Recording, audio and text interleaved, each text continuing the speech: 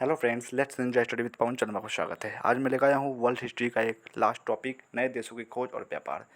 देखिए, ये BPSC TRE के लिए और स्टेट के एग्जाम के लिए बहुत ही ज़्यादा इंपॉर्टेंट टॉपिक है और ये वर्ल्ड हिस्ट्री का एक बहुत ही इंपॉर्टेंट टॉपिक है। ये स्टार्ट करते हैं अपने इस वीडियो को।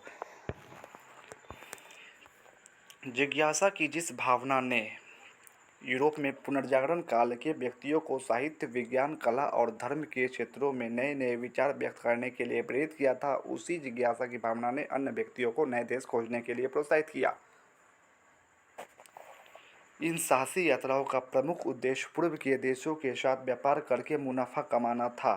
वास्को डी गामा ने अपनी पहली भारत यात्रा में पाया था कि उस समय कालीकट में काली मिर्च की जो कीमत थी उससे 26 गुना ज़्यादा उसको वेनिस में थी। ठीक है, 26 गुना ज़्यादा वेनिस में थी। 13वीं सदी में मार्को पोलो ने वेनिस से चीन तथा जापान तक की यात्रा की थी। उसके वर्णनों से यूरोपवासियों को चीन के समृद्ध नगरों, जापान की सुनहरी मीनारों, बर्मा तथा श्याम के बौद्ध मंदिरों, पूर्वी द्वीप समूह के मसालों और भारत की भोग विलास की वस्तुओं के बारे में जानकारी मिलती है।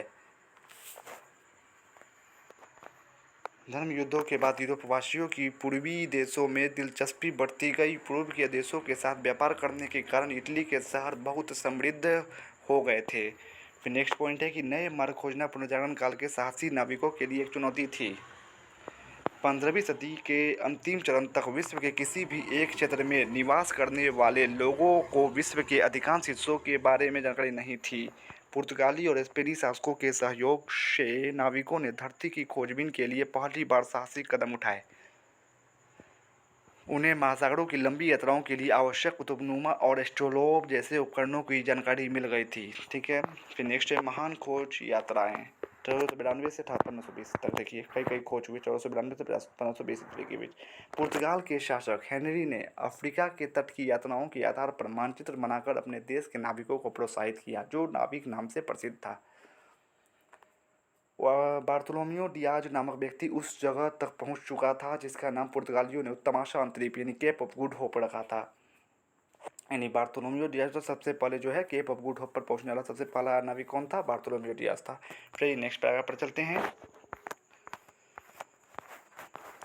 भौगोलिक अनुसंधान के क्षेत्र में महत्वपूर्ण असफलता प्राप्त करने का श्रेय वास्को डी गामा को जाता है। 1497 ईस्वी में वह अपने साथियों सहित पूर्वी द्वीप समूह की खोज के लिए निकल पड़ा।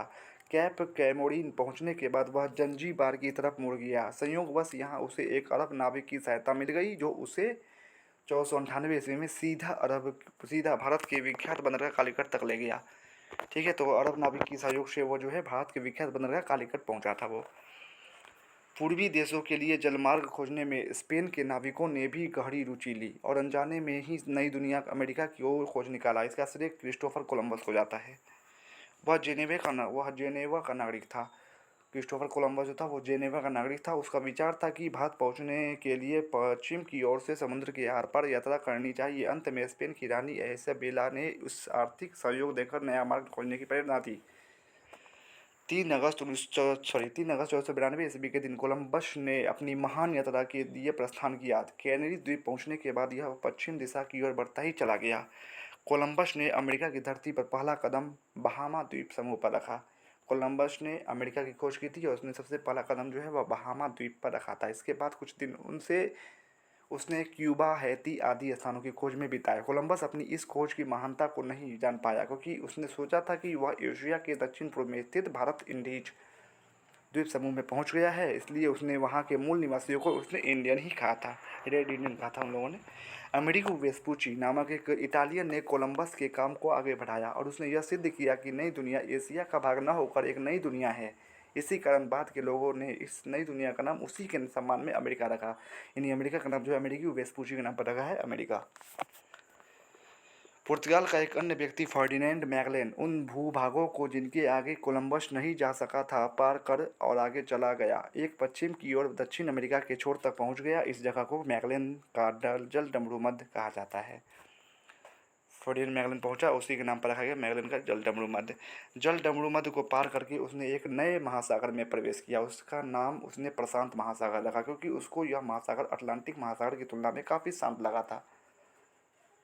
इसके बाद वह उस जगह पहुंचा जिसे अब फिलिपाइन द्वीप समूह कहा जाता है। 200 नाविकों में से जो मैगलन के साथ यात्रा कर गए थे उनमें से सिर्फ 18 नाविक जीवित लौट पाए थे। फिर नेक्स्ट पेज पे चलते हैं। देखिए कुछ प्रमुख भौगोलिक खोजें हैं। पहला है बार्थोलोमेयो Diaz.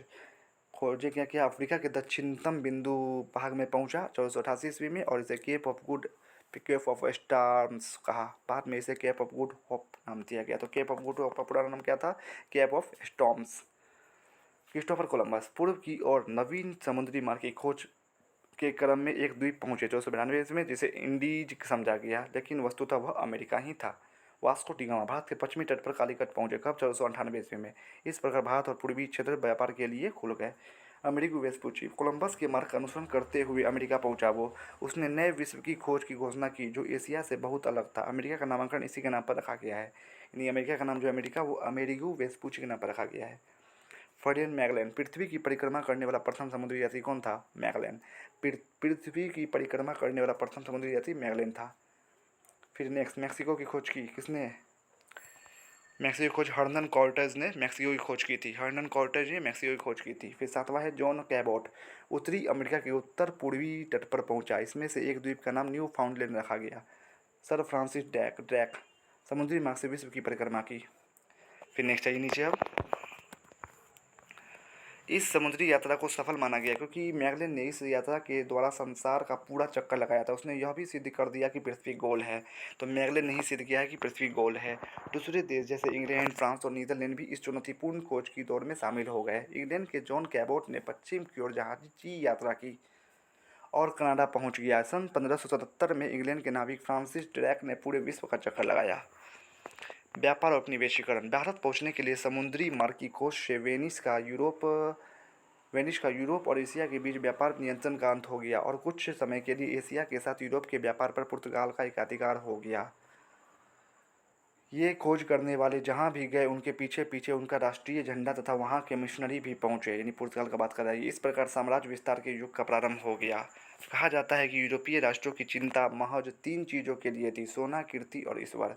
Gold, glory and God. Columbus ने कहा था कि जब चीज़ों में सोना सर्वाधिक मूल्यवान वस्तु है, सब चीज़ों में सोना जो सर्वाधिक मूल्यवान वस्तु है। अनेक खोजी यात्रियों को यह सच्चा विश्वास था कि उनका मुख्य उद्देश्य विश्व के कोने कोने में ईश्वर के वचन और उसके पुत्र का ज्ञान पहुंचाना है। लेकिन उसकी समुद्री यात्राएं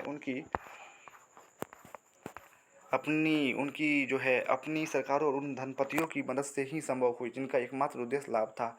इन खोजों से न सिर्फ व्यापार का आकार बढ़ा बल्कि जिन जिन वस्तुओं का व्यापार होता था उन वस्तुओं की संख्या भी बढ़ी।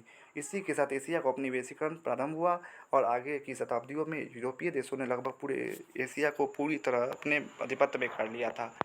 19वीं सदी में आकर यूरोप के साम्राज्यवादी देशों ने बड़े पैमाने पर अफ्रीका को अपने अधीन कर लिया। भौगोलिक खोजों के कुछ दशकों के पश्चात ही अमेरिका से जो वस्तुएं पहले यूरोप में उपलब्ध नहीं थी तथा जिनके बारे में यूरोप के लोगों को ज्ञान नहीं था अब उपलब्ध हो गई, जैसे आलू, तंबाकू, मक्का आदि। यूरोपीय लोगों की अमेरिका विजय के पश्चात जो महत्वपूर्ण बात हुई वह यह थी कि उत्तरी अमेरिका, वेस्ट इंडीज और ब्राज़ील में बागान प्रथा लागू की गई और वहाँ पर मुख्य रूप से गन्ना, तंबाकू और कपास की खेती होने लगी।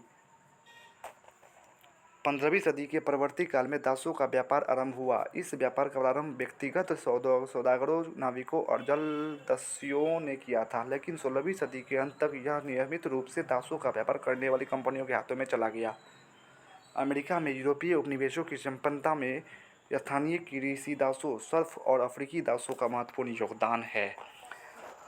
तो वीडियो कैसा लगा कमेंट्स में ज़रूर बताइएगा और अच्छा लगा तो प्लीज़ प्लीज़ प्लीज़ मेरे चैनल को सब्सक्राइब करें, शेयर करें, लाइक एंड कमेंट्स ज़रूर करें। और हाँ, आप लोग कमेंट्स में ज़रूर बताइए कि मैं जो नेक्स्ट वीडियो है मैं किस टॉपिक पे बताऊँ।